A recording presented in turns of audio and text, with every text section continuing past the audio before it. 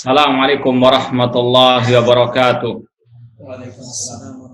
Innal hamdalillah nahmaduhu wa nasta'inuhu wa nastaghfiruh wa na'udzu billahi min shururi anfusina wa min sayyiati a'malina. Man yahdihillahu fala mudhillalah wa may yudlil fala hadiyalah.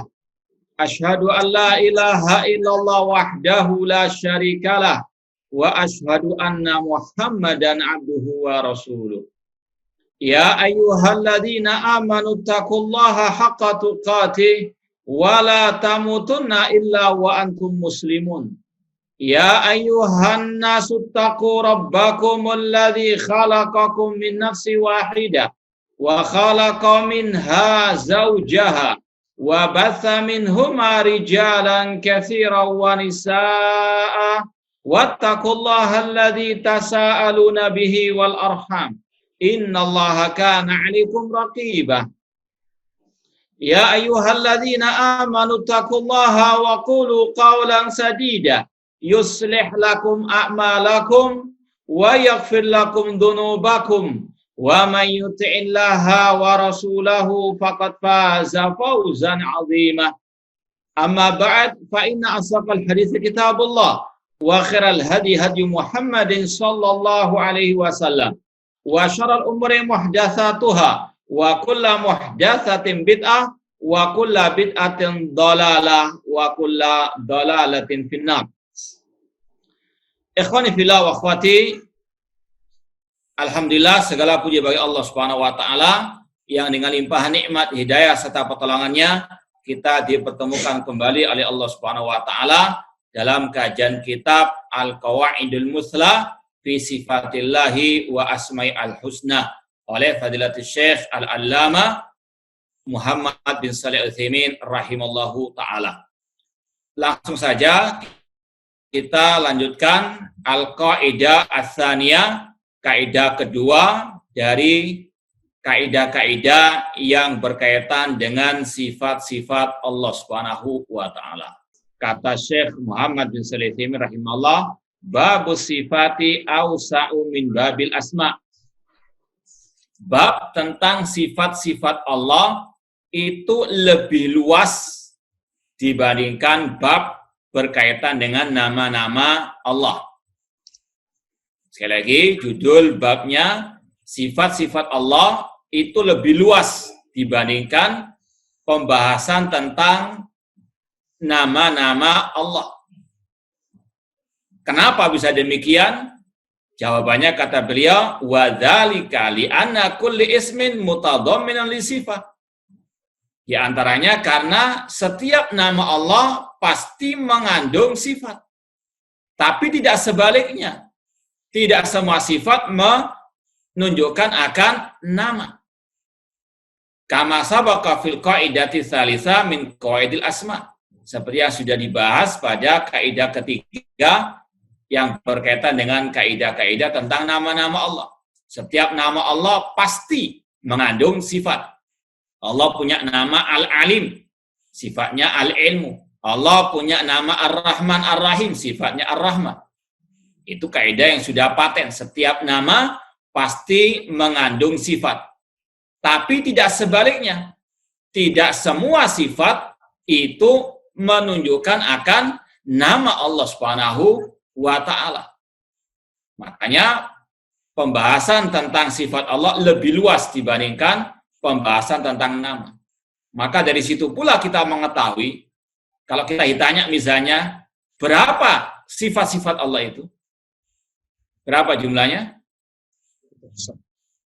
Kita sudah memahami pada kaidah-kaidah sebelumnya, asma Allah la tuhsa, nama Allah tidak terhitung dengan bilangan. Ghairu mahsuratin bi'adadin muayyanin. Kalau nama Allah saja tidak bisa istilahnya dihitung dengan jumlah bilangan, hanya Allah yang tahu berapanya, apalagi sifat Allah. Karena sifat Allah itu lebih luas dibandingkan nama Allah. Ya. Nama Allah saja tidak terbatas dengan bilangan, apalagi sifat Allah. Tidak bisa dibatasi dengan 12 sifat atau 20 sifat. Ini tidak benar sama sekali. Kemudian kata beliau, wali anna minas sifat ma yata'allaku bi af'alillahi ta'ala. Di antara sebab mengapa pembahasan tentang sifat Allah lebih luas dibandingkan pembahasan tentang nama-nama Allah, karena di antara sifat-sifat Allah ada yang berkaitan dengan fi'il, perbuatan-perbuatan Allah. Nanti insya Allah akan dibahas oleh Syekh kaidah berikutnya. Sifat Allah ada dua, sifat dzatiyah dan sifat fi'liyah. Itu akan dibahas. Intinya ada di antara sifat Allah yang berkaitan dengan perbuatan-perbuatan Allah. Dan perbuatan Allah la muntahala, tidak ada batasannya. Kamaan aqwalau la muntahala, sebagaimana ucapan Allah, firman Allah tidak ada batasannya. Maka demikian pula sifat Allah tidak terbatas dengan bilangan. Karena ada di antara sifat Allah yang berkaitan dengan al-af'al. Seperti akan disampaikan, Allah turun ke langit dunia, Allah istiwa, ya, Allah akan datang pada hari kiamat. Ini sifat-sifat yang berkaitan dengan perbuatan Allah. Ya ta'alaq bimasyiatillahi ta'ala, sifat af'al fi'liyah. Ada pula sifat dzatiyah, seperti sifat tangan bagi Allah, sifat wajah bagi Allah Subhanahu wa taala. Itu sifat, tidak ada di baliknya nama Allah Subhanahu wa taala. Nanti akan disampaikan oleh beliau, sifat-sifat Allah tidak semuanya bisa diambil darinya nama-nama Allah. Saya ulangi lagi, setiap nama Allah pasti mengandung sifat Allah. Tapi tidak semua sifat Allah menunjukkan akan nama Allah.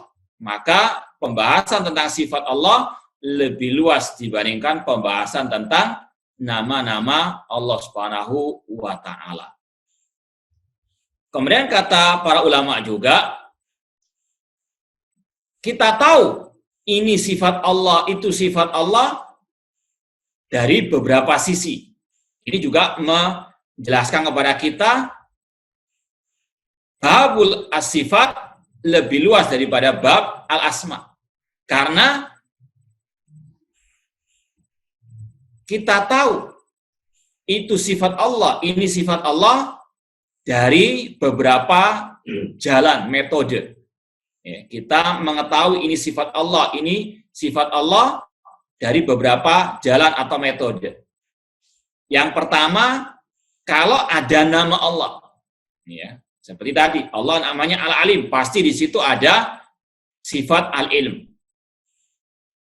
Kemudian yang kedua, dari penyebutan nas tentang sifat-sifat tersebut. Ya.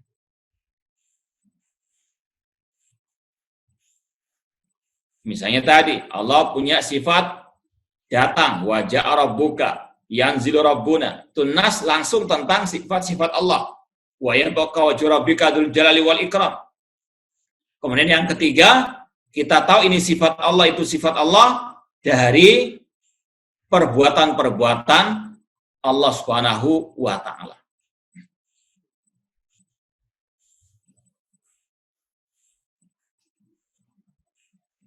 Jadi ada 3 metode untuk menentukan ini atau itu sifat Allah. Dari penyebutan nama Allah, dari nas yang menjelaskan tentang sifat Allah langsung, kemudian yang ketiga dari perbuatan-perbuatan Allah Subhanahu wa taala. Adapun kita tahu ini nama Allah, itu nama Allah, hanya satu metodenya, yaitu langsung penyebutan nas.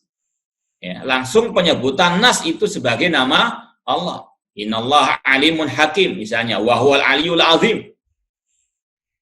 Itu saja, nggak ada yang lain.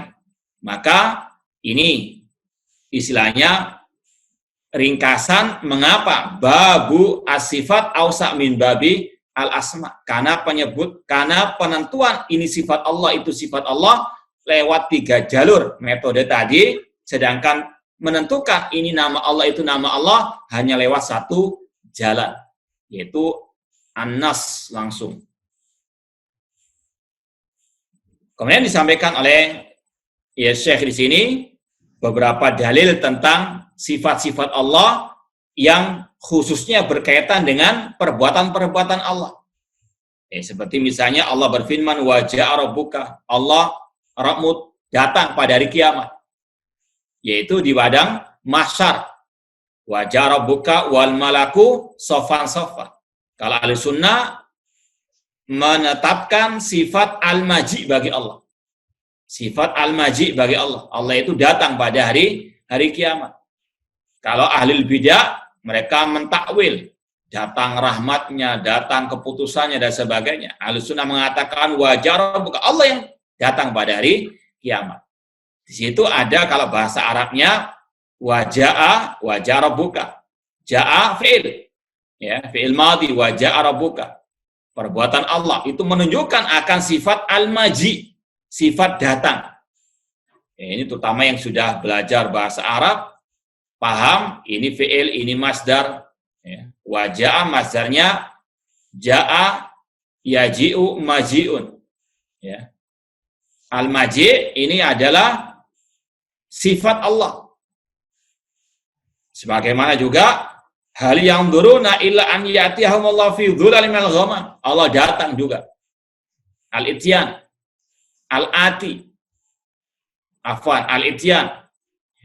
Nah, ini sifat Allah. Al-maji, al-ityan itu sifat Allah. Tapi tidak bisa diambil darinya nama Allah. Oh, kalau Allah punya sifat al-maji, ya, berarti Allah dinamai dengan al-ja'i, yang datang.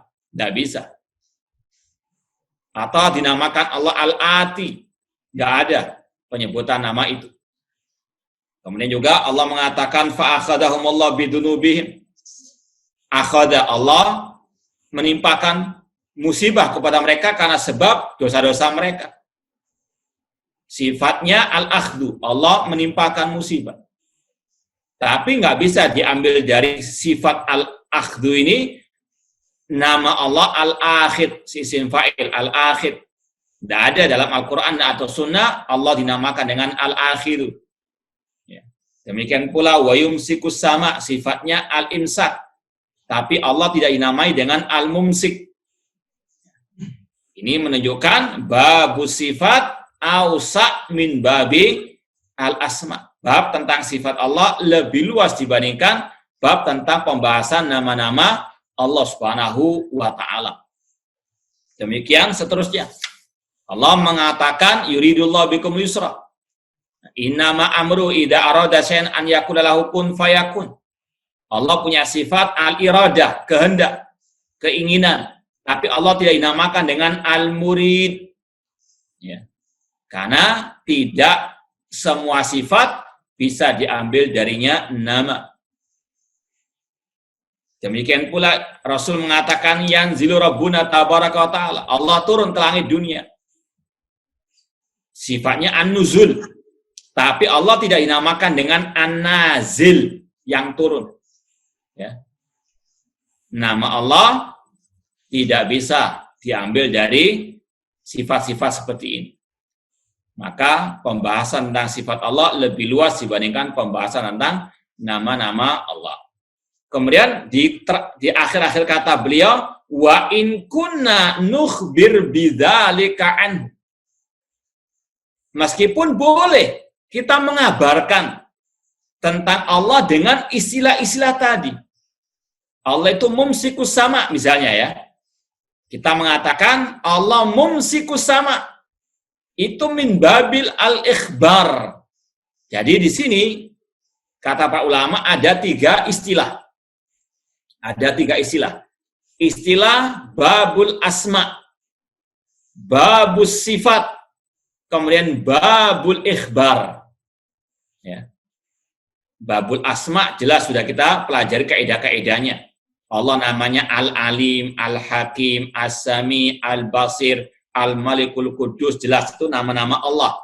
Dan itu sekali lagi tauqifiyah, tidak bisa kita menyebut menentukannya kecuali dengan dalil dari Al-Quran dan Sunnah Rasulullah SAW. Itu babul asma, babul sifat. Ini barusan kita lewati. Allah punya sifat-sifat seperti tadi, wajah rabbuka, ya. Allah yanzil, dan seterusnya. Ini babul sifat. Babul ikhbar, ya.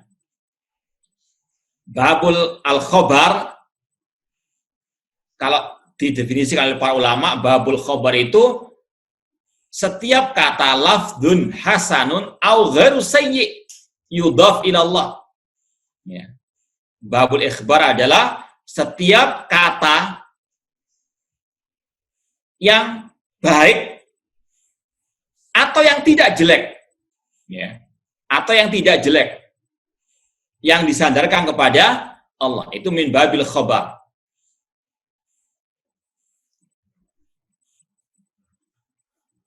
Jadi sekali lagi saya ulangi, ada 3 pembahasan sebetulnya di sini.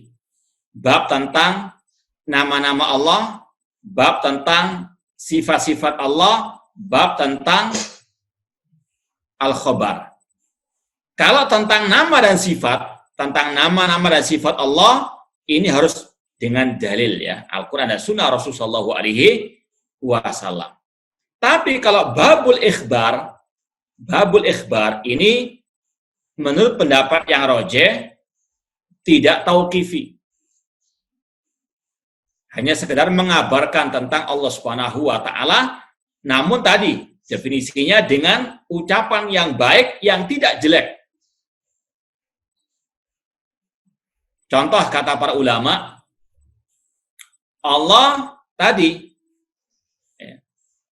kita mengatakan Allah dialah yang mumsikus sama, yang istilahnya menjaga langit agar tidak jatuh, misalnya mumsiku. Coba antum cari, ada enggak kata-kata mumsiku? Isim fa'il dari amsaka yumsiku, ada enggak dalam Al-Quran dan Sunnah kata-kata mumsiku? Tidak ada. Yang ada yumsiku, fi'ilnya, fi'il mudhari'nya. Ini namanya min babil khobar, kita mengatakan Allah mumsik. Atau yang lain, ya, contoh yang lain. Allah sani'u hadal alam. Allah sani', kalau terjemahannya yang membuat alam semesta ini. Kata-kata as-sani' ini lafdun yang tidak jelek, ya, membuat. As-sani' yang ada dalam Al-Quran, Allah al-khaliq, Allah badi'us samawati wal ard. Tapi as-sani' tidak ada dalam Al-Quran dan Sunnah. Cuma kata para ulama, min babil ikhbar, tidak ada masalah. Min babis al-khobar. Atau yang sering juga dipakai oleh ulama tentang tauhid asma wa sifat. Kalau kita baca sebagian kitab-kitab Ahlus Sunnah, Allah ba'inun min khalqihi. Allah itu ada di atas langit. Allah fis sama ba'inun min khalqihi. Munfasilun. Ba'inun. Ini kalau insya Allah antum banyak baca kitab-kitab akidah Ahlussunnah atau kitab-kitab akidah salaf, sering melewati kata-kata Allah ba'inun. Ba'inun itu artinya munfasilun. Allah terpisah dari makhluknya. Kata-kata ba'inun itu tidak ada dalam Al-Quran dan Sunnah. Kata para ulama, ini boleh dipakai min babil khobar. Ikhbar saja. Mengabarkan. Ya. Bukan min babil asma atau min babi as-sifat. Faham, Tom? Jadi, kalau kita katakan, atau kita tanya dulu. Berarti yang lebih luas yang mana? Babul ikhbar, au sifat, awil asma.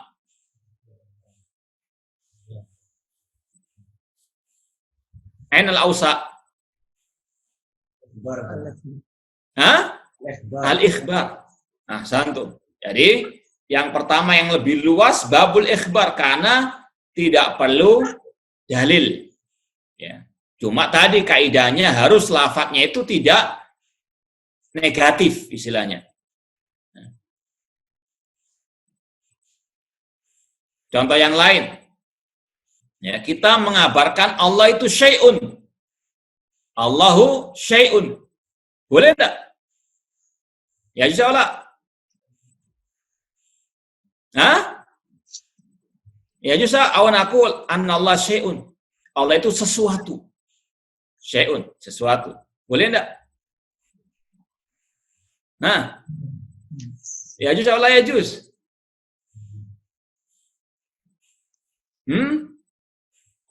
Al-jawab fihi tafsil. Kalau min babil asma nggak boleh Allah dinamakan dengan syai'un. Kalau untuk bab nama tidak boleh menamai Allah dengan syai'un. Atau mensifati Allah dengan syai'un nggak boleh. Tapi min babil khabar ya juz. Jadi jawabannya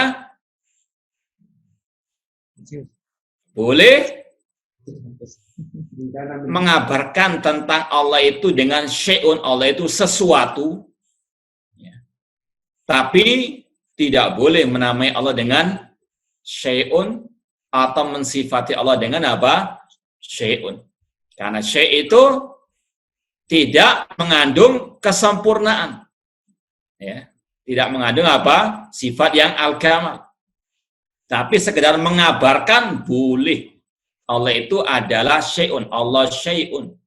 Apalagi ada dalilnya. Seperti dalam surat, kalau nggak salah Al-An'am ya. Kul ayyu syai'in akbaru syahada.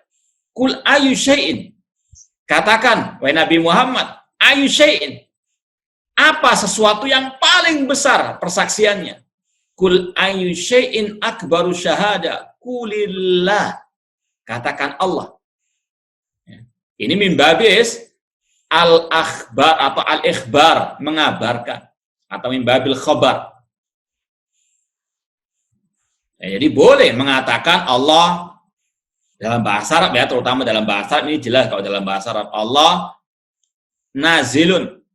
Misalnya ya, kita sedang berbicara menjelaskan Allah nazil minas sama'i dunya. Allah itu nazil dari langit dunia. Cuma min babis khobar saja, bukan min babil asma atau min babi as-sifat. Seperti di sini dikatakan oleh beliau, wa in kunna nukhbiru bidzalika anhu. Ya. Meskipun kita mengabarkan tentang hal demikian, Allah itu al-ja'i, Allah al-ati, al-akhir, al-mumsik, al-batis, al-murid, al-nazil, Allah al-mutakallim misalnya. Ya, misalnya kita mengatakan dalam bahasa Arab ya, Allah qailu hadihi al-ayat. Allah yang mengatakan ayat-ayat ini, qail. Tidak ada nama Allah al-qail, tidak ada sifat Allah al-qail. Ya. Tapi min babil khabar boleh. Ya. Paham Tom? Nah. Baik, kalau sudah paham atau ada pertanyaan sebelum kita lanjutkan? Daripada nanti tambah bingung antum. Nah, sebelum kita pindah kaidah berikutnya, ada yang tidak paham atau belum paham, kita mau jelaskan lagi. Idza fahimtum nuwasil. Nuwasil? Nuwasil. Baik. Tafadhal.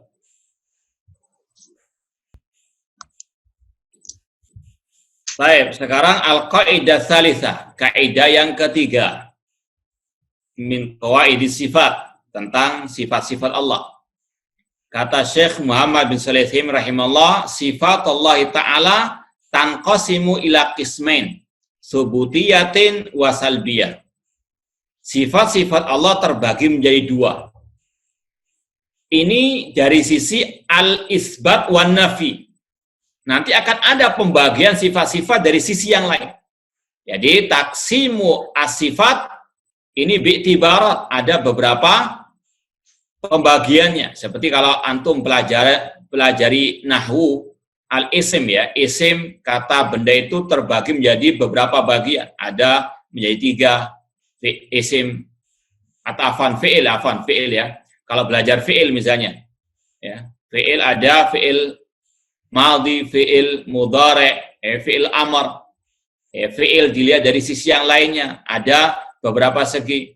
Demikian pula dengan isim, ada ya isim jamid, isim mustaq. Dari sisi yang lain, isim dibagi menjadi beberapa lagi. Jadi sifat Allah juga demikian di sini.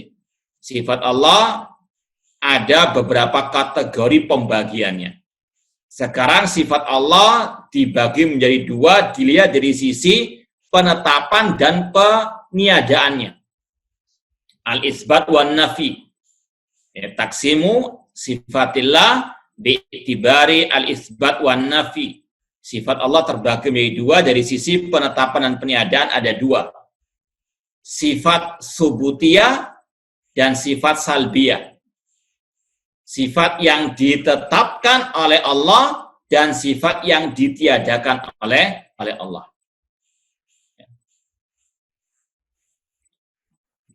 Sifat subutiyah wa salbiyah.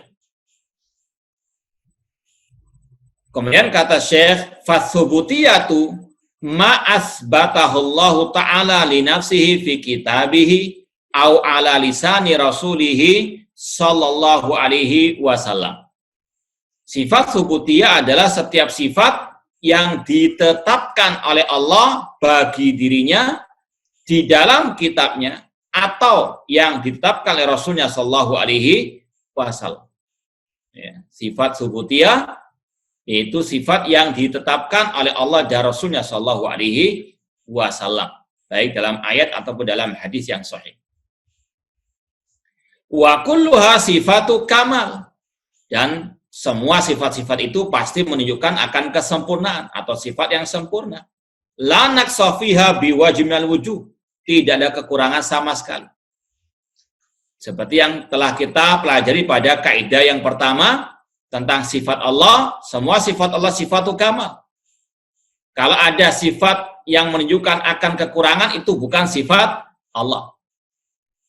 Kalau misalnya ada sifat dari satu sisi itu baik, satu sisi jelek, maka ditetapkan kalau dalam posisi yang baik. Seperti sifat makar misalnya. Allah punya sifat al-makar untuk membalas makar orang-orang kafir misalnya. Wa yamkuruna wa yamkurullah.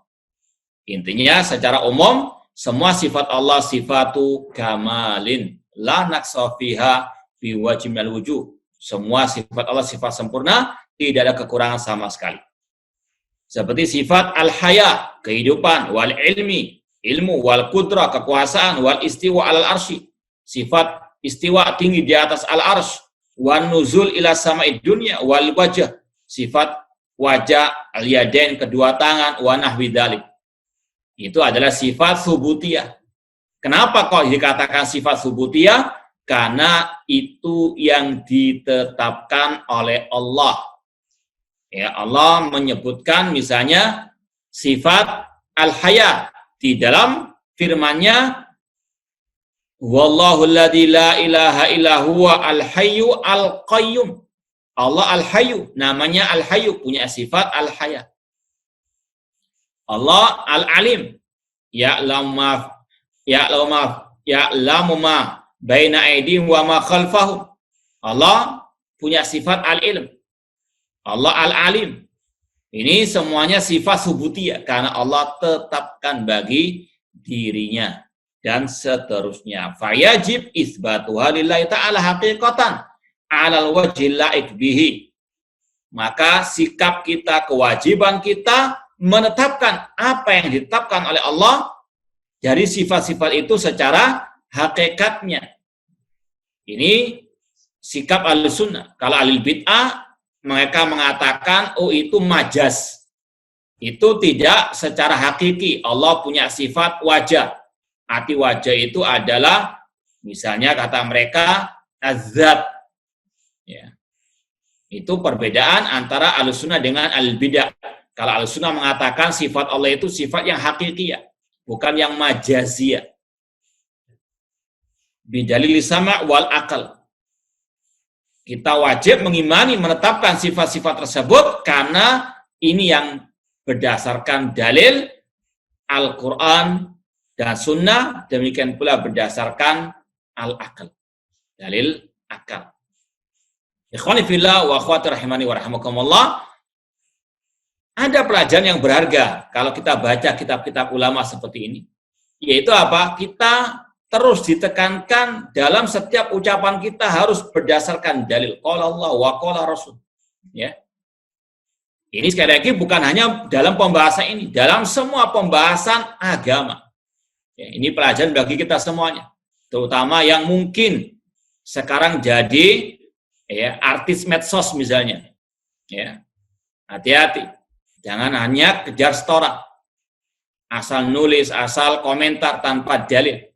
Ya, ini Ahlussunnah wal Jamaah terkenal dengan kuwatul adillah, kekuatan dalil, bukan kekuatan retorika. Ya, namun yang paling utama kekuatan al-adillah, dalil. Apa dalilmu mengatakan demikian? Ya. Sekali lagi,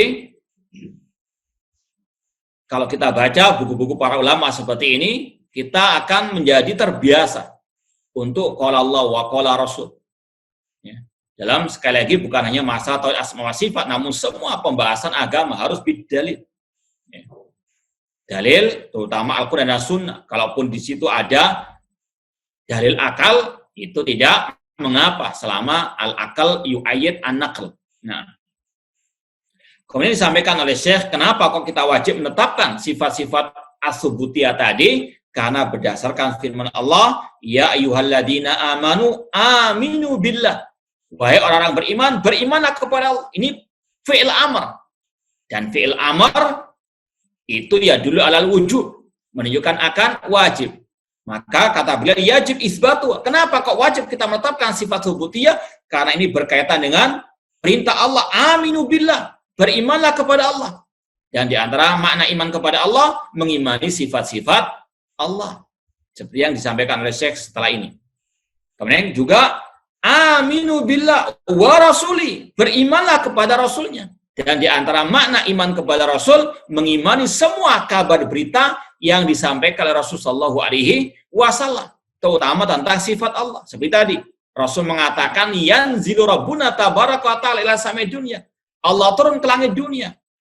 Ini sabda Rasul. Dan Allah mengatakan, aminu billah wa rasuli. Berimanlah kepada Allah dan Rasulnya. Yaitu mengimani semua kabar berita yang disampaikan Rasulullah SAW, terutama tentang sifat-sifat Allah. Kemudian kata Allah, wal kitabil ladzi nazzala ala rasuli. Dan berimanlah kepada Alkitab, Al-Quran yang diturunkan kepada Rasulnya. Dan kita wajib mengimani semua kabar berita yang disampaikan oleh Al-Quranul Karim, terutama tentang sifat-sifat Allah Subhanahu wa Ta'ala. Makanya kata beliau tadi, yajib isbatu, wajib menetapkan sifat subutiyah. Kenapa? Ini berkaitan dengan perintah Allah, aminu billahi wa rasuli wal kitabil ladzi nazzala ala rasulih. Jadi ini bukan sesuatu yang mustahab, ini bukan sesuatu yang boleh-boleh saja. Hukum menetapkan sifat-sifat Allah itu wajib, ya, fardu ain bagi setiap muslim dan muslimah. Paham, Tom? Itu yang berkaitan dengan sifat-sifat as-subutiyah. Kemudian, kenapa kok kita wajib menetapkan sifat-sifat subutiyah tadi bagi Allah Subhanahu wa Ta'ala? Ini dengan berdasarkan dalil akal. Jadi inilah Ahlussunnah pertengahan dalam segala hal, di antaranya dalam masalah akal. Akal itu tidak boleh dilebih-lebihkan dari kedudukannya, tidak boleh ditinggalkan. Tapi akal itu ditempatkan pada tempatnya. Itu pertengahannya Ahlussunnah. Ahlussunnah bukan seperti kelompok liberal Mu'tazilah CS yang menuhankan akal. Semua diukur dengan akal, padahal akal itu terbatas. Tapi juga Ahlussunnah bukan seperti orang-orang musyrikin misalnya, yang mereka meninggalkan akal mereka. Ya, Ahlussunnah menempatkan akal pada tempatnya. Di antaranya kita pakai dalil akal juga. Cuma akal yang sesuai dengan an-naql. Akal yang mendukung Al-Quran dan Sunnah. Itu yang kita kita pakai. Ini di antaranya. Sekali lagi pembahasannya, kenapa kok wajib kita menetapkan apa yang Allah tetapkan bagi dirinya tentang sifat-sifatnya atau yang ditetapkan oleh Rasulullah Shallallahu Alaihi Wasallam. Secara akal, ini butuh konsentrasi ya, jangan ngantuk. Kata Syekh, Fali'an Allah Ta'ala akhbara biha an nafsihi wa huwa a'lamu biha min ghairi.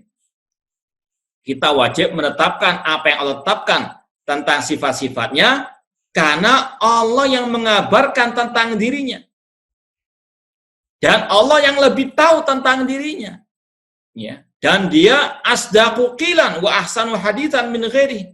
Dan Allah yang paling benar ucapannya, yang paling baik penjelasannya. Jadi ini ada tiga hal yang wajib kita yakini. Allah yang lebih a'lam, yang lebih tahu tentang dirinya. A'antum a'lamu amillah. Apakah Anda lebih tahu tentang Allah? Ini istifham bil inkar. Hanya Allah yang lebih tahu tentang dirinya. Artinya jangan melamak kepada Allah. Jangan sok tahu. Allah mengatakan Allah punya tangan, Anda mentakwil. Oh tidak, itu maknanya kekuasaan. Itu Anda meminteri Allah Subhanahu wa ta'ala. Itulah kurang ajarnya ahli bidah, meminteri Allah Subhanahu wa ta'ala. Allah a'lam. Ini harus kita yakini. Allah lebih tahu tentang dirinya. Yang kedua, Allah itu asdaqu qilan. Ucapannya pasti benar. Nggak ada yang dusta. Asdaqu qilan. Kemudian yang ketiga, Allah itu ahsanu haditsan.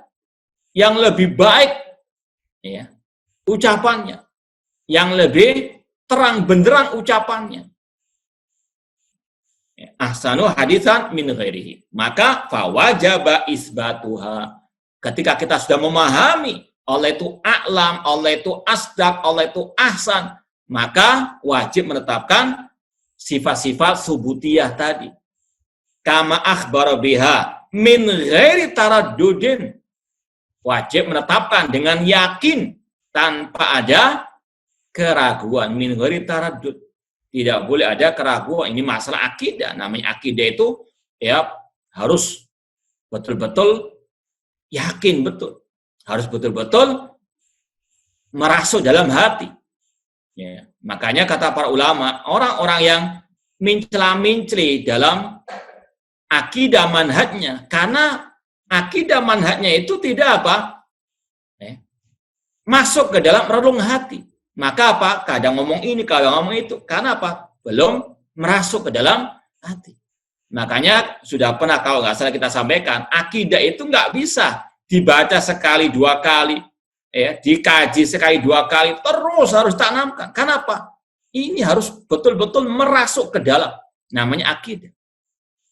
Kalau hanya di permukaan saja bisa terombang-ambing.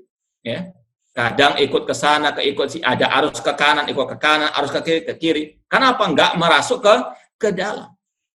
Maka perlu terus dikaji masalah akidah, meskipun sekarang Anda paham, besok belum tentu Anda yakin. Maka sekali lagi, ini salah satu faedah terus kita belajar tentang al-aqidah tanpa menafikan pembahasan agama yang lainnya. Min ghairi taraddudin. Kemudian kata beliau, fa inna taradduda fil khabari inna ma yata'atta hina yakunul khabaru sadiran mimman yajuzu alil jahl awil kadhib awil ai. Kita itu ragu kalau ada berita itu kalau berita itu bersumber dari yang pertama kejahilan. Misalnya ada santri yang sakit, ada santri yang tidak sakit Kemudian ada misalnya tukang bangunan datang memeriksa. Coba belikan obat ini. Antum kalau pakai akal yang sehat, ini biasanya megang emur, megang paku, kok sekarang ngasih resep. Antum terima resepnya? Minimal antum ragu.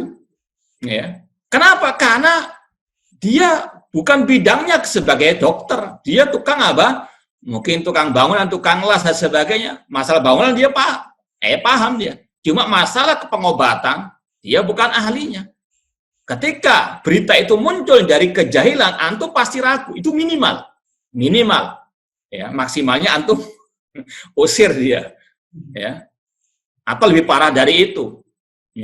Orang yang tidak pernah belajar agama, tiba-tiba ceramah depan antum. Seperti jamaah tabligh datang tiba-tiba khuruj masuk masjid Al-Kautsar misalnya. Ya. Minimal antum ragu, ini orang baru datang sudah apa ceramah. Maksimalnya antum usir sudah. Ya. Diusir enggak? Iya, tidak wai dulu suruh ngaji dulu ya. Baik. Intinya antum itu bisa ragu tentang suatu kabar berita kalau antum tahu sumbernya dari kejahilan. Ya, orang jahil. Makanya kalau ada misalnya dari antum belajar kepada orang yang jahil, murakkab misalnya, ini kalau nggak ragu dipertanyakan ya tentang apa? Keilmuan antum, akidah dan manhaj antum. Ya, masa urusan dunia saja antum ragu, ini bukan bidangnya kok ngomong masalah apa? Tadi kedokteran padahal dia tukang bangunan misalnya. Atau antum ragu tentang suatu berita, kalau berita itu dari orang yang suka berdusta, kadzib. Ya. Tahu antum, karena faktanya di lapangan berbeda dengan yang dia ucapkan. Maka antum apa? Bisa ragu itu minimal. Maksimalnya tadi antum usir orang itu. Atau yang ketiga, antum ragu tentang sesuatu kabar berita, kalau itu berita bersumber dari orang yang tidak bisa ngomong, atau nggak bisa menjelaskan dengan benar. Dia jujur, betul jujur. Dia orang yang Masya Allah pinter, tapi dia itu nggak bisa ngomong yang benar. Dalam artian, nggak jelas ngomongnya. GJ istilahnya. Ya. Awil ai. Maka apa? Antum bisa ragu. Itu secara akal sehat. Nah, tiga hal ini, al-jahlu, al-kadhib, al-ayyu, itu ditiadakan dari Allah Subhanahu wa Ta'ala. Maka nggak boleh ragu tentang kabar berita dari Allah Subhanahu wa Ta'ala. Harus yakin dan wajib menetapkan semua kabar berita dari Allah, karena Allah a'lam binafsihi, karena Allah ya yang asdaqu qilan, paling jujur ucapannya, dan Allah ahsanu hadisan, yang paling terang benderang penjelasannya. Nah, itu kata beliau, inna ma yata'atta hina yakunul khabar sadiran mimman yajuzu al-jahlu awil kadhib awil ai. Keraguan itu boleh kalau berita itu bersumber dari tadi kejahilan atau kedustaan atau al-ai. Bihaitsu la yufsih bima yurid. Tidak bisa apa? Fasih ngomongnya. Tidak jelas ngomongnya. Wa kullu hadil uyub as-salasati mumtani'atun fi haqqillahi azza wa jalla. Tiga aib ini, al-jahlu, kejahilan, al-kadhib, kedustaan, dan al-aib, tidak bisa menjelaskan dengan baik, itu semuanya tertolak dari hak Allah Subhanahu wa taala, fa wajaba qabulu khabarihi ala ma akhbara bihi. Maka wajib kita menerima semua kabar berita dari Allah Subhanahu wa taala, terutama tentang sifat-sifatnya. Wa hakadha naqulu fi ma akhbara Nabi sallallahu alaihi wasallam. Demikian pula tentang kabar berita dari Rasulullah sallallahu alaihi wasallam. Fa inna Nabi sallallahu a'lamun nas bi rabbi, karena Rasul yang lebih tahu tentang Allah dibandingkan semua manusia. Ketika Rasul mengatakan Allah turun ke langit dunia, yakini memang Allah turun. Jangan ditakwil-takwilkan. Ya. Wa asdaquhum khabara. Ya Rasul yang paling jujur, as-sadiqul masduq. Wajib dibenarkan berita beliau. Wa ansahuhum iradatan, wa asahum bayanan.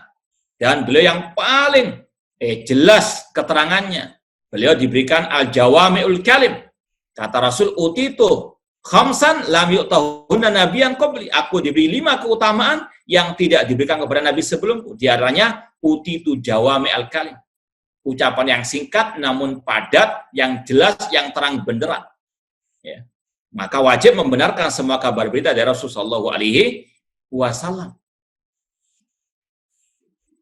Fa wajaba qabulu ma akhbara bihi ala ma huwa alaihi.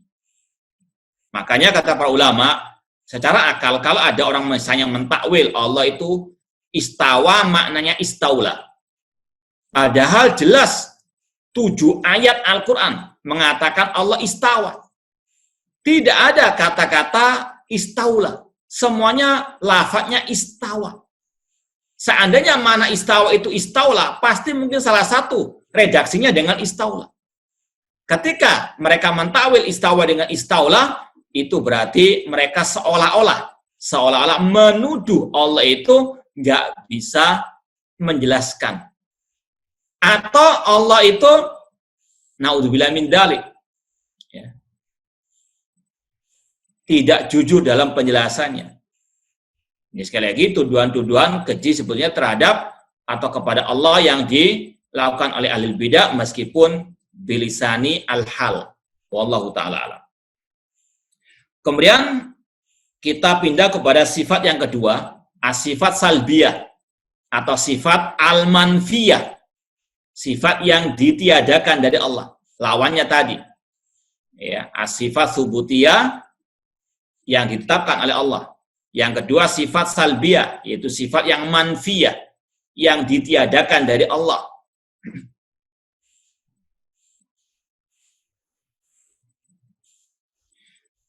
Kata beliau, as-sifatu salbiyatu manafahallah subhanahu an nafsihi fi kitabihi au ala lisani rasuli sallallahu alaihi wasallam.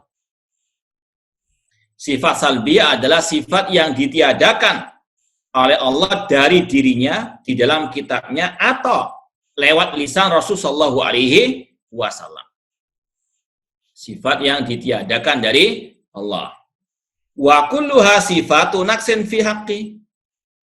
Maka kita tahu kalau ditiadakan oleh Allah maka itu adalah sifat yang penuh dengan kekurangan atau ada kekurangan di dalamnya. Makanya Allah tiadakan dari dirinya. Seperti sifat al-maut, kematian. Ya, la ta'khudhu sinatu wala naum. Atau tidur misalnya, wal jahl wa nisyan wal ajz. Ya, wa tawakkal 'alal hayyil ladzi la yamut. Allah tiadakan darinya sifat al-maut. Wa tawakkal 'alal hayyil ladzi la yamut. Allah tiadakan darinya sifat an-naum. La ta'khudhu sinatu wala naum. Al-jahl. Ya, Allah la yadillu rabbi wa la yansa. Demikian seterusnya. Ini sifat-sifat yang Allah tiadakan dari dirinya. Kata beliau, fayajibu nafyuha anillahi ta'ala lima sabaqa. Maka wajib ditiadakan dari diri Allah Subhanahu wa taala. Ikhwani fillah wa akhwati rahimani wa rahimakumullah. Kata para ulama, ini mungkin sekedar tambahan ya. Metode Al-Qur'an tentang dua sifat ini itu berbeda. Kalau sifat subutiyah itu Al-Qur'an jelas, Al-Qur'an sebutkan bitafsil. Ya. Sifat subutiyah disebutkan oleh Al-Qur'an bitafsil. Allah punya sifat wajah, punya sifat tadi al-maji, al-ityan, misalnya al-istiwa. Allah punya sifat al-yadain, ar-rahmah, al-ghadab, ar-ridha. Banyak. Ya. Sifat Allah disebutkan, sifat subutiyah bagi Allah itu disebutkan oleh Al-Quran bitafsil. Namun, kalau sifat yang salbiyah atau manfiyah itu secara asal disebutkan oleh Al-Quran bil ijmal, global.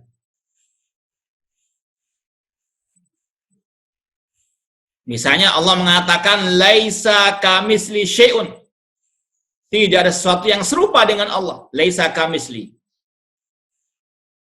Itu secara ijmal.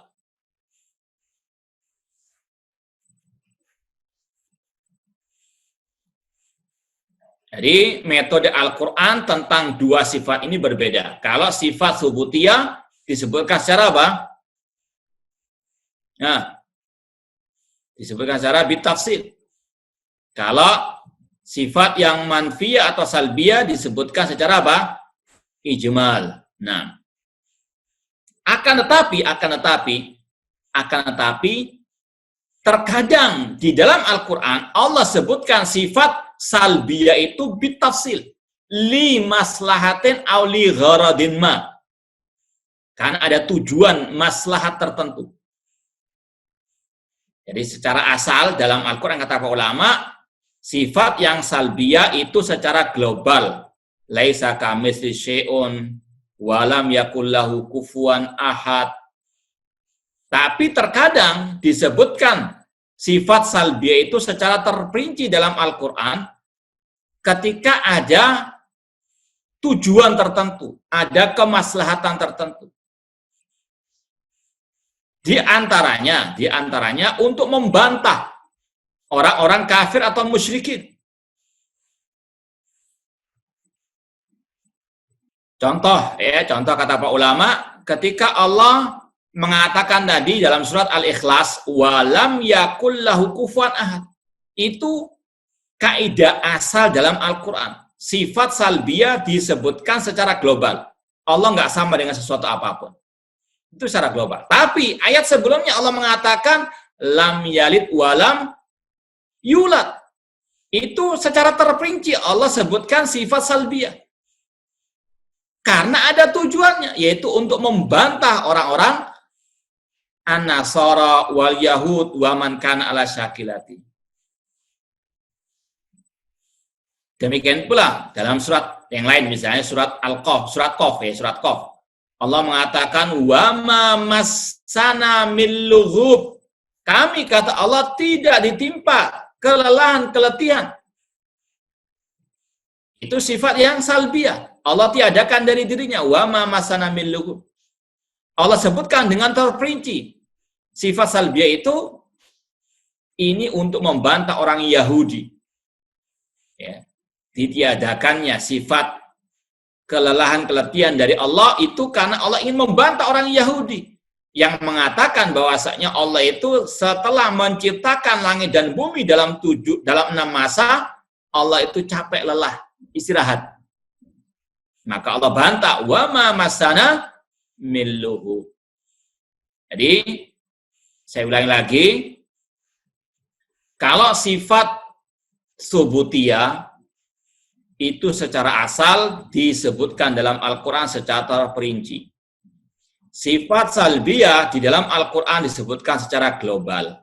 Akan tetapi terkadang diperinci juga sifat-sifat yang salbiyah karena ada suatu tujuan.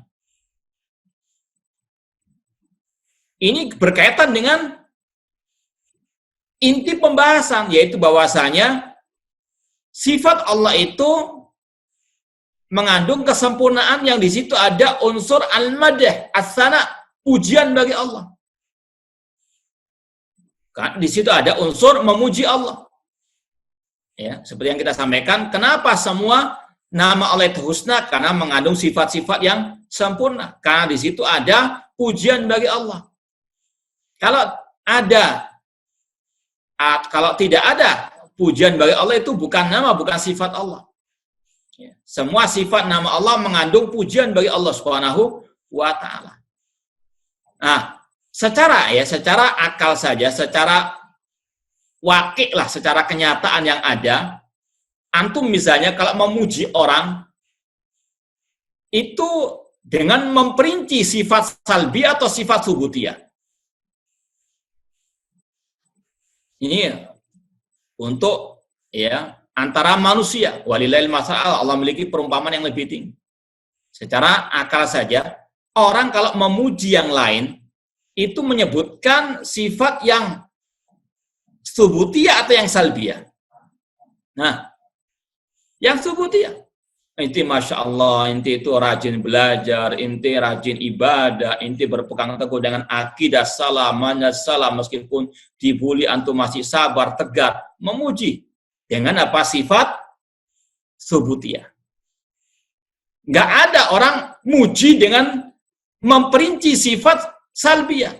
Inti bukan maling, inti bukan penipu, inti bukan orang yang korupsi, inti bukan orang yang jelek, inti bukan pencopet.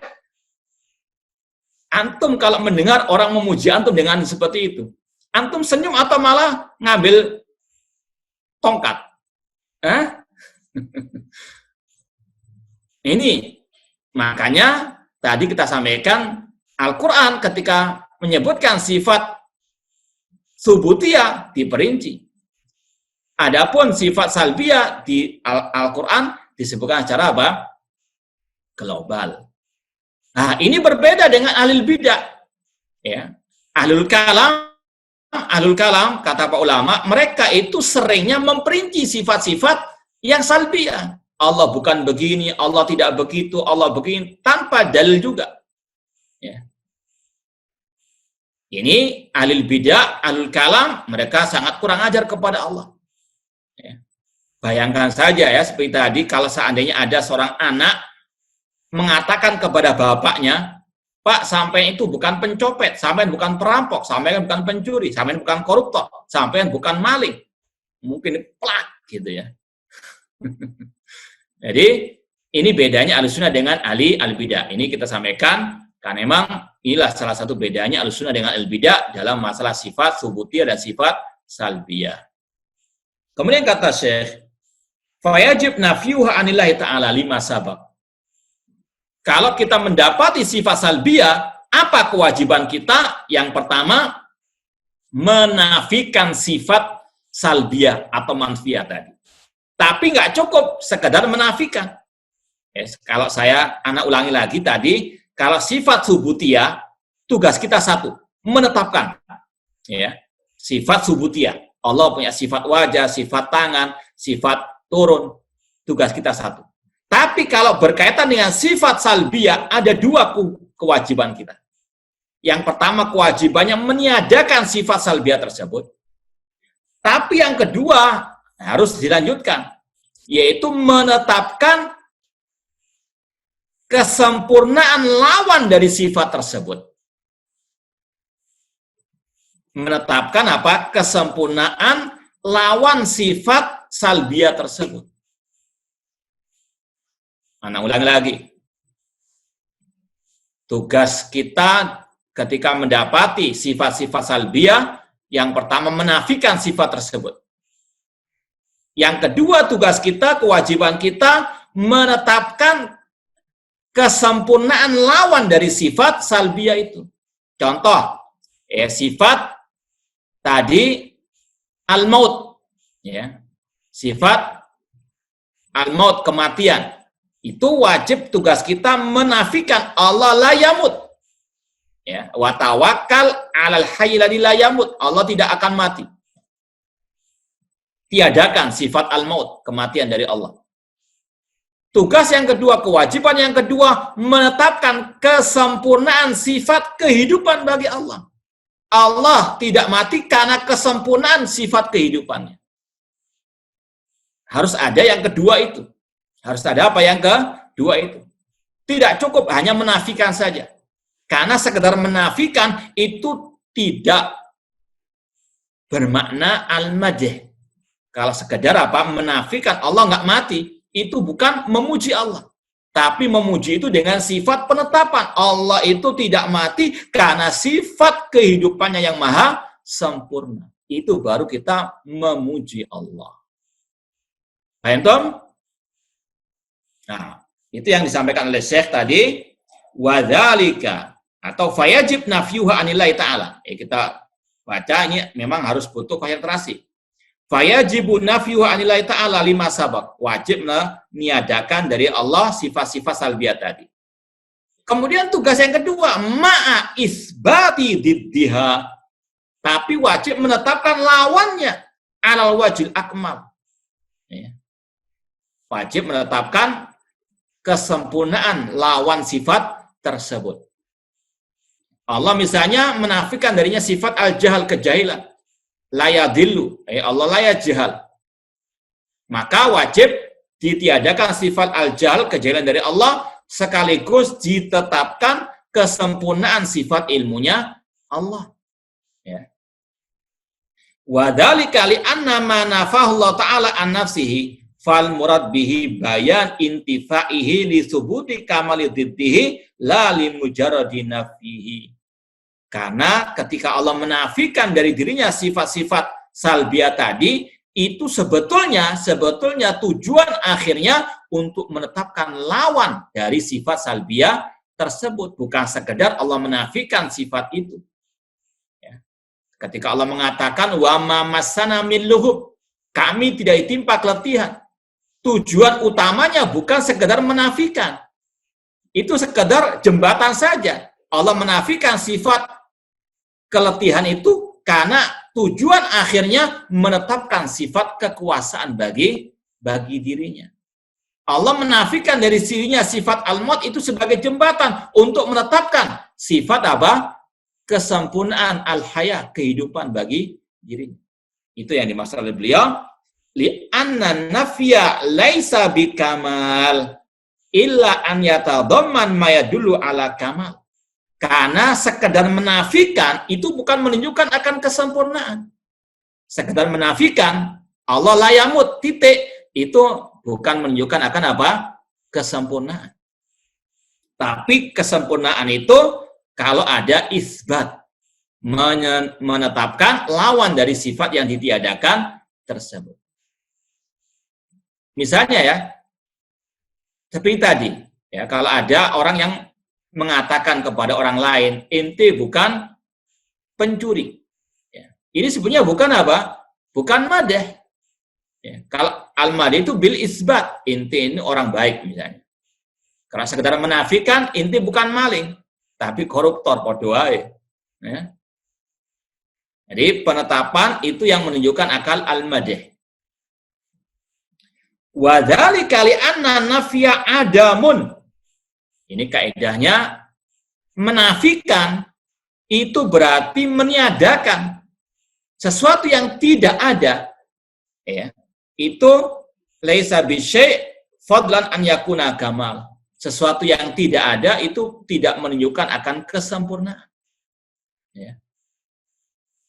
Li'anna nafya adamun. Peniadaan itu menunjukkan akan ketidakadaan. Ketidakadaan itu bukan sesuatu, apalagi menunjukkan akan kesempurnaan. Maka kata beliau, li'anna nafya qad yakunu li adami qabiliyatil mahal. Meniadakan sesuatu itu terkadang karena memang istilahnya kalau bahasa kita nggak ada penerimaan atau kurang cocok. Misalnya dikatakan di sini al-jidar la yadlim. Dinding itu tidak berbuat zalim. Al-jidar la yadlim. Dinding tidak mendolimi.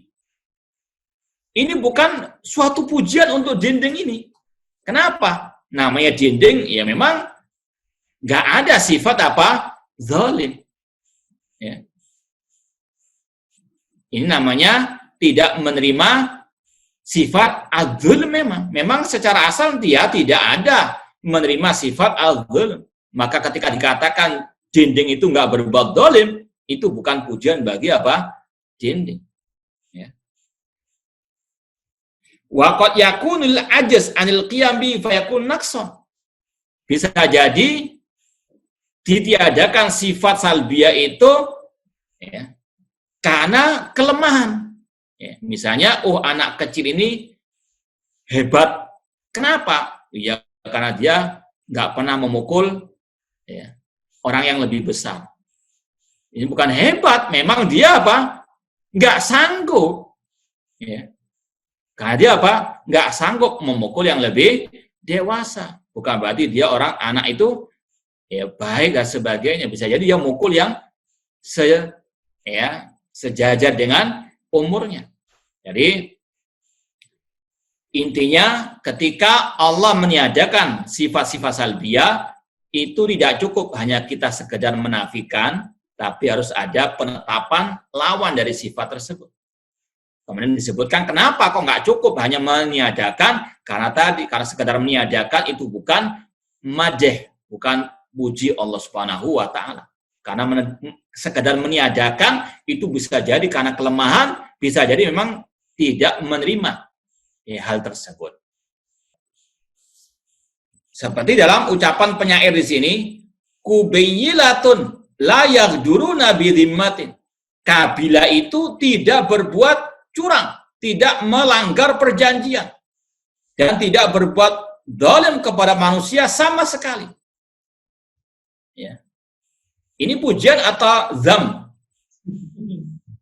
Hah? Madun atau zamun? Pujian atau celaan? Kabila kecil. Nah, ahsantum. Ya. Karena kata-kata pertamanya sudah kubayyilatun, at-tasghir, ya isim tasghir musaghar. Ya, untuk litahkir, merendahkan. Kubayyilatun. Ya, kabilat kecil itu. Seperti tadi anak kecil itu. Anak kecil itu nggak memukul orang dewasa. Ini bukan pujian. Itu memang meremehkan anak kecil itu. Anak kecil nggak bisa. Seperti di sini juga. Kabilah itu tidak melanggar perjanjian karena dia dhaifah, dia lemah. Makanya dipakai kata-kata kubayyilatun, bukan qabilatun. Isim tasghir. Ya. Yang belajar nahwu tahu kubayyilatun isim tasghir untuk litahkir, merendahkan. Nah, wa qaul akhar, contoh yang lain, atau wa qaulil akhar lakinna qaumi wa in kanu dzawi hasabin laisu minasyarri fi syai'in wa in hana. Ini juga sama. Sesungguhnya kaumku meskipun dia memiliki ya kedudukan nasab yang tinggi namun tidak bisa berbuat kejelekan. Ini karena bukan mereka baik tapi karena tidak mampu berbuat tersebut. Ya, seperti misalnya maling nggak bisa mencuri. Bukan ya dia baik atau dia tobat karena ada polisi lewat misalnya. Itu makna seperti baik tersebut. Ya. Karena kelemahannya dia tidak berbuat kejelekan, bukan karena dia orang baik. Adapun tadi kaitannya dengan sifat salbiyah, Allah tetapkan lawannya karena itulah yang menunjukkan akan pujian bagi Allah Subhanahu wa ta'ala. Karena sekedar menafikan itu bukan bentuk pujian. Contoh firman Allah wa tawakkal al-hayladzi la yamut fa fanafal maut anhu yatadamman kamala hayati. Ketika Allah menafikan sifat kematian, itu tujuan utamanya Allah ingin untuk menetapkan kesempurnaan sifat kehidupan bagi dirinya. Demikian seterusnya. Kemudian wa bihadzal misal alimna anna sifat salbiyah qad tatadamman aktsar min kamal. Dan terkadang sifat salbiyah itu bisa mengandung penetapan lebih dari satu sifat ya yang subutiyah. Seperti contoh tadi Allah meniadakan dari dirinya al-ajaz. Wa ma kana Allahu liyu'jizahu min syai'in fis samawati wala fil ardi. Tidaklah ada sesuatu yang melemahkan Allah di langit maupun di bumi. Itu Allah menafikan dari dirinya sifat al-ajaz, kelemahan. Tujuannya apa? Untuk menetapkan dua sifat.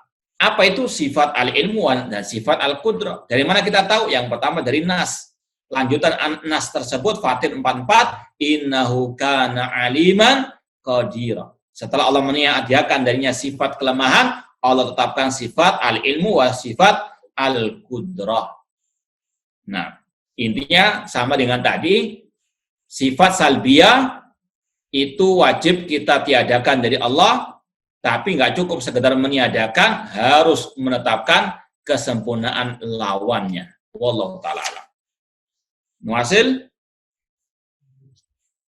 Baik, al-qaidah rabi'ah, kaidah keempat dari kaidah-kaidah tentang sifat Allah. Ini sebetulnya sudah kita bahas tadi, tapi tidak apa-apa kita baca lagi. As-sifatu subutiyah sifatu madhin wa kamal. Sifat subutiyah yang Allah tetapkan bagi dirinya itu sifat pujian dan kesempurnaan. Fakullama kathrat wa tanawwat dilalatuha dhahara min kamalil mausuf biha ma huwa aktsar. Ketika banyak penunjukan tentang sifat-sifat Allah yang di situ ada kesempurnaan bagi Allah, maka kesempurnaannya lebih banyak lagi. Walihada kanat sifatu subutiyah allati akhbarallahu biha an nafsi aktsar bi katsir min sifati salbiyah kama huwa ma'lum. Seperti yang kita sampaikan dalam Al-Quran, dalam hadis, sifat subutiyah lebih banyak dibandingkan sifat salbiyah. Al-Quran menyebutkan sifat subutiyah lebih banyak, sangat banyak, bahkan tidak ada yang bisa menghitungnya kecuali Allah Subhanahu wa taala. Sifatul salbiyah kama huwa maklum, sebagaimana yang kita ketahui, yang kita sampaikan tadi, itu disebutkan dalam Al-Quran secara global, secara asal. Namun ada sebagian yang diperinci, itu pun ada tujuan, ada maksudnya, tidak banyak. Ini kata ulama, disebutkan oleh para ulama kaidah ini untuk membedakan metode ahli sunnah dengan metode ahli bid'ah dalam sifat Allah Subhanahu wa taala, terutama sifat salbiyah. Amma sifatus salbiyah falam tudkar ghaliban illa fi al-ahwal at-taliyah. Ini yang kita sampaikan tadi, ada pengecualian. Hukum asal sifat salbiyah itu disebutkan secara global. Tapi likulli qaidah istisna, setiap kaidah ada pengecualiannya. Kenapa kok disebutkan sifat salbiyah secara terperinci, ada maksudnya atau ada keadaan-keadaan tertentunya. Yang pertama, bayan umumi kamali, untuk menjelaskan kesempurnaan, keumuman sifat Allah. Seperti dalam firman-Nya, laisa kamitslihi syai'. Ini hukum asalnya. Hukum asalnya sifat salbiyah seperti ini, dinafikan secara global. Laisa kamitslihi syai'. Allah enggak sama dengan sesuatu apapun. Walam yakul lahu kufuwan ahad.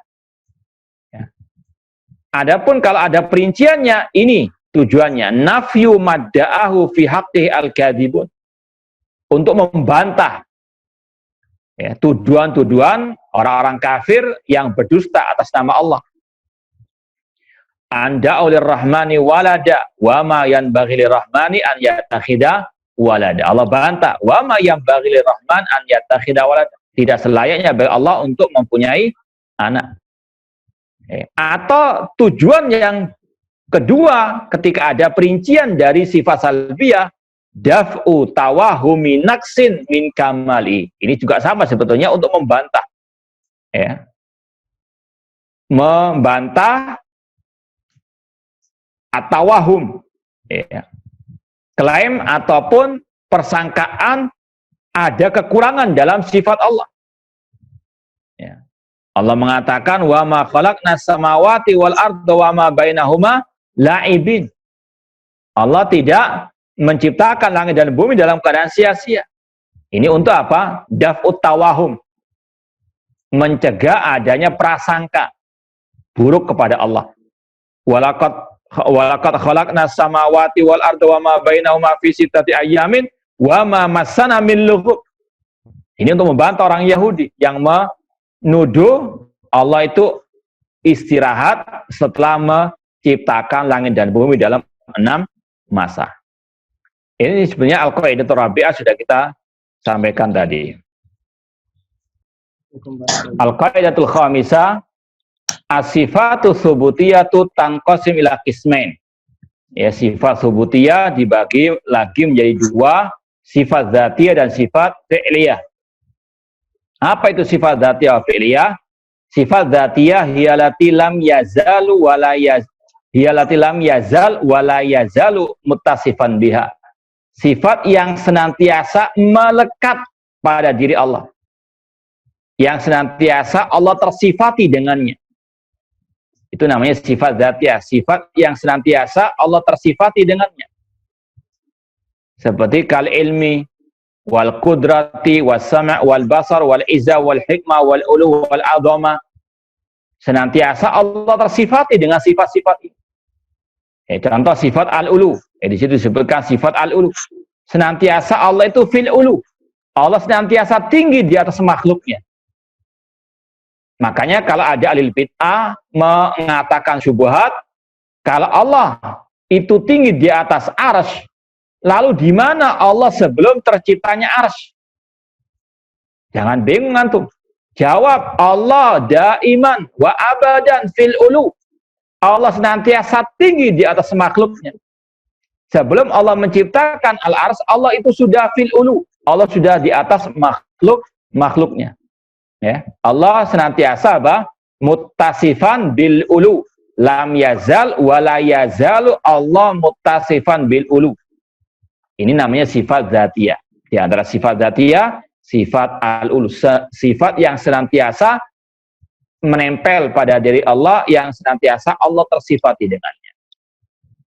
Wa minha asifatul khabariyah. Ada sifat-sifat khabariyah.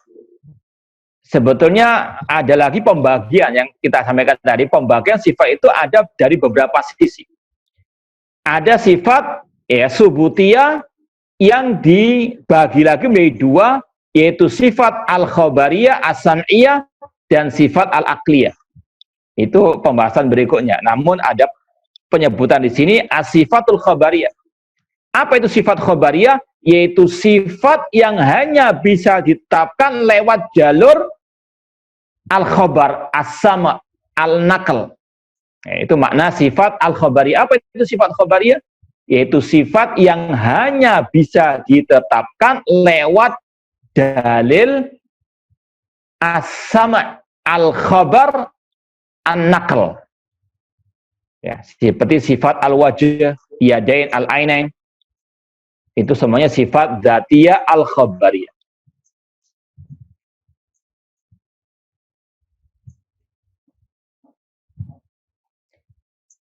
Nanti ada sifat al-aqliyah, sifat yang bisa ditetapkan lewat jalur akal juga.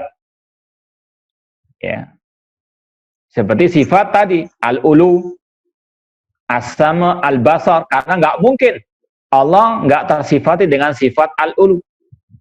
Karena itu yang layak bagi Allah. Jadi ini sifat-sifat al-aqliyah yang bisa ditetapkan juga lewat dalil al-aql. Kalau tadi al-wajh, al-yadain itu hanya bisa ditetapkan lewat jalur al-naql saja. Ini sekedar lewat saja. Wa minha sifatul khabariyah, itu sifat-sifat dzatiyah. Al-fi'liyah, sifat fi'liyah yaitu tata'alaq bimasyiatin. Definisi sifat fi'liyah yaitu sifat yang berkaitan dengan kehendak Allah. Saya ulangi lagi, kalau sifat dzati adalah sifat yang Allah senantiasa tersifati dengannya. Tidak mungkin bisa lepas dari Allah sedikit pun. Kalau sifat fi'liyah, sifat yang berkaitan dengan kehendak Allah. Kalau Allah berkehendak, tersifati dengannya. Kalau nggak berkehendak, nggak tersifati dengannya. Ya. Contoh sifat al-istiwa alal arsh. Allah tinggi di atas al-arsh. Allah tinggi di atas al-arsh. Istiwa alal arsh. Kalau tadi, mungkin bisa dibedakan antara sifat al-ulu al-mutlak, sifat ketinggian secara mutlak. Ya, itu sifat dzatiyah. Tapi istiwa alal arsy ini terikat dengan al-arsy, itu sifat fi'liyah. Kenapa kok sifat istiwa alal arsy dikatakan sifat fi'liyah? Karena berkaitan dengan kehendak Allah. Allah istiwa alal arsy kapan? Ketika selesai menciptakan langit dan bumi dalam 6 masa. Ya. Makanya ulama membedakan antara sifat ulu secara mutlak dengan sifat istiwa alal arsy. Apa bedanya? Kalau sifat ulu itu sifat dzatiyah, kalau sifat istiwa alal arsy itu sifat fi'liyah.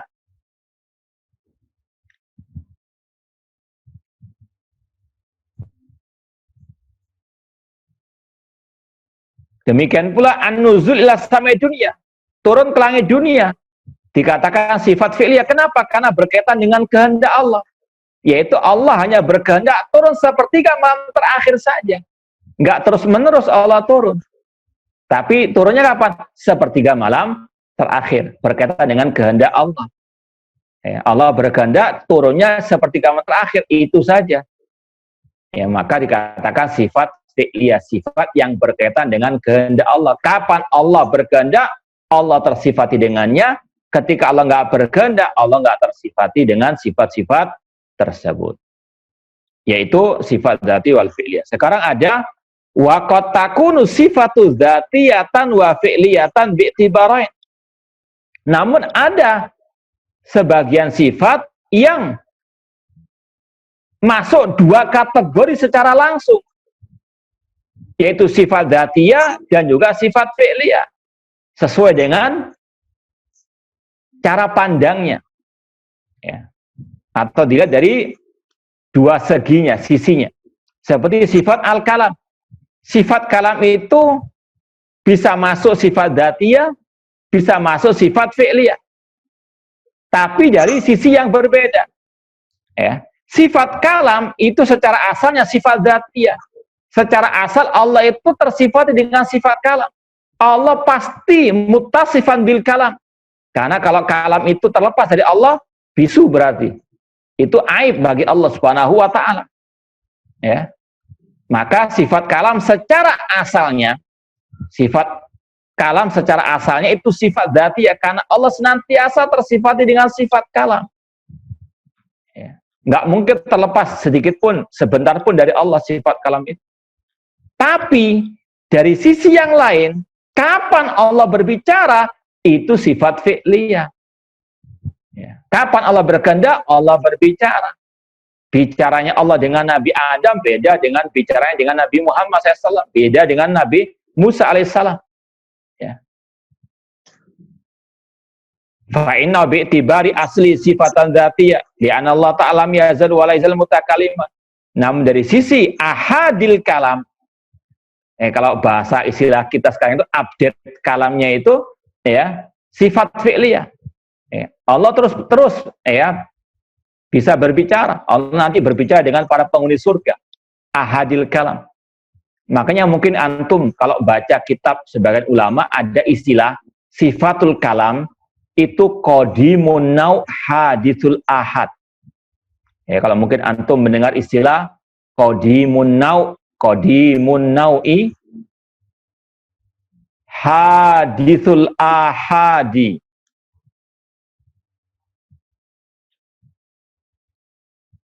Istilah lainnya qadimun nau'i hadisu, bukan hadis ya. Hadisu, hadatsa yahdusu hadisun. Hadisul ahadi. Nah, ini kalau kita praktekkan sifat kalam qadimun nau'. Apa makna qadimun nau'? Ai nau'ul kalam qadim. Jadi Allah punya sifat kalam itu sudah terdahulu, qadim, lama sudah dahulu kala. Sudah sifat dzatiyah. Tapi hadithu, kapan yahdus kalam? Nah, ini ya terus ya terupdate istilahnya. Terus ya tajaddad. Ya. Kapan Allah berbicara? Nah, ini sesuai dengan kehendaknya. Dari satu sisi sifat kalam, sifat dzatiyah karena senantiasa Allah tersifati dengannya. Namun dari sisi kapan Allah berbicara, ini sesuai dengan kehendaknya, itu sifat fi'liyah. Kemudian kata beliau, wa kullu sifatin ta'alaqat bi masyiati ta'ala fa inna tabi'atun li hikmatihi. Semua sifat yang berkaitan dengan kehendak Allah itu pasti ada hikmahnya. Kadang kita tahu, kadang kita tidak tahu. Ini aja yang mungkin insyaallah kita sampaikan. Jazakumullahu khairan atas waktu dan ilmu yang telah diberikan kepada kami. Subhanakallahumma wa bihamdika asyhadu an la ilaha illa anta astaghfiruka wa atubu ilaik. Wa sallallahu ala nabiyyina Muhammadin wa alihi wasallam. Assalamualaikum warahmatullahi wabarakatuh.